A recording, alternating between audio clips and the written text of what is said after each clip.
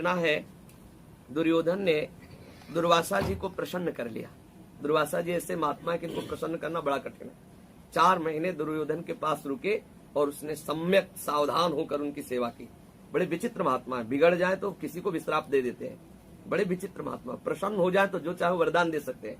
तो जब 4 महीना चतुर्मासा पूर्ण हुआ तो दुर्योधन से कहा, तुम्हारी सेवा से, तुम्हारी सावधानी से बहुत प्रसन्न, क्या चाहते हो?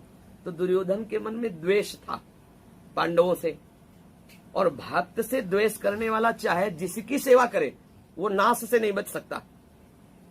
ये पक्की बात।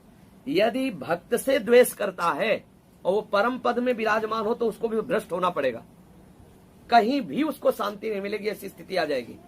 चाहे जितना बड़ा तपशाली हो, चाहे जितना प्रभावशाली हो, चाहे जितने बड़े महात्मा का संग कर ले, अगर वो किसी भक्त का द्रोह करेगा तो निश्चित उसका नाश हो जाएगा, निश्चित वो क्लेशित और अशांत होगा। दुर्योधन ने दुर्वासा जी को प्रसन्न कर लिया। बड़ी महिमा है दुर्वासा जी के। भगवान श्री कृष्ण भी इनको पूजते हैं। कई जगह हमने ऐसा शास्त्रों में पढ़ा, दुर्वासा जी से महिमाशाली है। श्री दुर्वासा जी से वरदान प्राप्त करने के बहाने उसने कहा कि महाराज 4 महीना हमारे यहाँ सेवा स्वीकार की।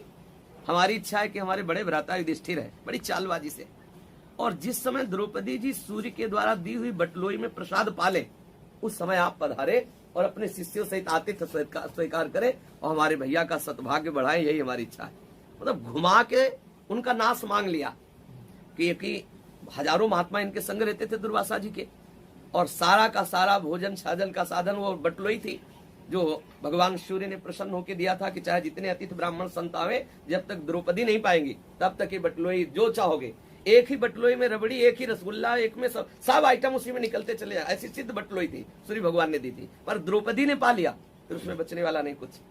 और उन्होंने कहा था जब द्रौपदी पाले तब आप पधारे। दुर्वासा जी की 4 महीना सेवा का फल ये मांगा। दुर्वासा जी गए अपने शिष्यों के समेत, शास्त्रों शिष्य उनके साथ है। जब वहां गए तो युधिष्ठिर जी देखते ही आतिथ्य सत्कार के लिए प्रणाम किया और कहा, महाराज आप सब पधारे, प्रसाद पाए चलकर। उनका हम यमुना स्नान करके आते हैं, हम वही प्रसाद पाएंगे, आप व्यवस्था कीजिए। अब ये भागे अंदर और ध्यान के द्वारा दुर्वासा जी ने देख लिया था द्रौपदी ने पा लिया बटलोई में। जब गए तो बटलोई धो करके रख दी थी द्रौपदी ने। द्रौपदी जी से कहा कि आपने प्रसाद पा लिया? बोले हाँ, बस मूर्छित हो गए युधिष्ठिर जी, क्योंकि इतनी जल्दी कंदमूल फल भी नहीं लाए जा सकते थे। 1000 और 500 थोड़ी थे, सुनते 60,000 महात्मा उस समय उनके साथ थे दुर्वासा जी के। 60,000 के लिए अगर एक एक फल देने की बात हो तो 60,000 फल चाहिए, और वो तो नहा के आ रहे तुरंत, कहां भी उस घबरा गए, मूर्छित हो गए। द्रौपदी जी को लगा कि धर्मराज मूर्छित हो गए, ऐसा क्या? उनको जब चेतना जागृत की तो उनका बात क्या, आप मूर्छित क्यों हो गए? बोले दुर्वासा जी अपने 60,000 शिष्यों के साथ आए और उनका हमने निमंत्रण कर दिया और बटलोई में तुमने प्रसाद पा लिया, धो के रख दिया, अब कैसे होगा? तो हंस पड़ी द्रौपदी जी। देखो युधिष्ठिर की शरणागति और द्रौपदी की शरणागति में अंतर है। द्रौपदी जी ने कहा जो अनंत जीवों का भरण पोषण करता है वो श्री कृष्ण मेरा है, और उस पर तुम्हें विश्वास नहीं, इस बटलोई पर विश्वास। तुम मूर्छित हो गए केवल इस बात से, तुम्हारी बुद्धि श्री कृष्ण की तरफ नहीं गई कि हमारे प्रीतम अनंत ब्रह्मांडों के जीवों का पालन पोषण करने वाले एक बटलोई को लेकर आप मूर्छित हो गए। आप निराश मत होइए। और जे ही द्रौपदी जी ने ध्यान किया तो पीताम्बर फहराते हुए 9 किशोर लाडले कृष्णा आ गए, प्रभु आ गए। अब देखो बात बाद में करना, पहले हमें कुछ पवाव भूख लगी। बोले समस्या पे समस्या, समस्या इसी भोजन की तो हो रही है। बोले हम कुछ सुनने वाले नहीं, बात तब सुनेंगे, पहले भोजन। बोले प्रभु इस समय कुछ नहीं। बोले ले आओ बटलोई। बोले वो धो के रख दिया। बोले तुम लाओ तो, कर तुम अकर तुम अन्यथा कर तुम सर्व समर्थ।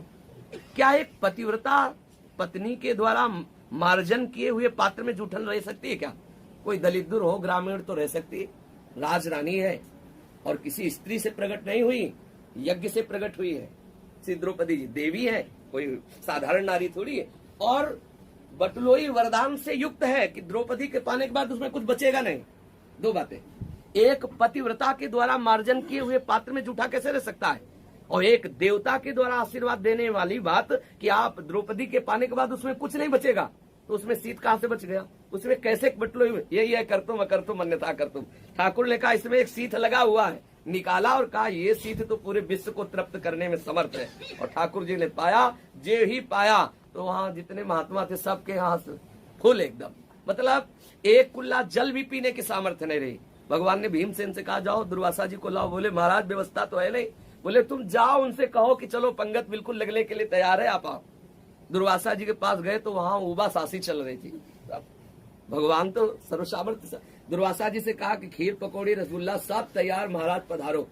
तो उन्होंने कहा जो चाहो वरदान ले लो, भोजन की मत कहो, इस समय थूक लीलने के भी सामर्थ्य नहीं जो मुंह में आ रहा है। भगवान है ना, ऐसा कर दिया कि महात्मा सब। दुर्वासा जी ने जब कहा कोई वरदान मांग लो लेकिन भोजन, बोले शिष्य ने कहा नहीं, गुरु जी तो कुछ पा भी सकते हैं, हमारी तो बिल्कुल सामर्थ्य पाने के लिए। भीम ने कहा कि जिस हेतु से दुर्योधन ने यहाँ भेजा था उस हेतु को वो प्राप्त हो जाए। दुर्योधन ने भेजा था कि ऐसे में दुर्वासा ऋषि के श्राप से पांडवों का नाश हो जाएगा। तो दुर्वासा जी ने कहा तथास्तु। देखा श्री द्रौपदी जी की शरणागति चीर हरण के बाद जो हुई बड़ी ठोस हुई। श्री कृष्ण के सिवा अन्य आश्रय नहीं। तो निश्चिंतता तभी बढ़ेगी जब हमारी शरणागति